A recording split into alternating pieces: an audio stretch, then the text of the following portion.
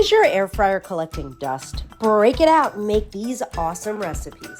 First up is one of my favorites, protein-packed soft pretzels. I use 2-ingredient dough made with Greek yogurt and self-rising flour. They get a quick baking soda bath before going into the air fryer. The result is perfect protein-packed pretzels. I love this easy veggie dish. Toss the cauliflower in a little oil, then add French onion dip mix before air frying. So much flavor. And did you know you can make breakfast in the air fryer? Yep, this 6-ingredient frittata calls for egg whites or egg substitutes, seasonings, and veggies. Top with cheese and cook. The perfect breakfast. Oh, another great 2-ingredient dough recipe is my ham and cheese bites. The dough is seasoned and stuffed with deli ham and string cheese. These are great appetizers or afternoon snacks. And of course, I love using my air fryer for center plate entrees, like this garlic parm shrimp recipe.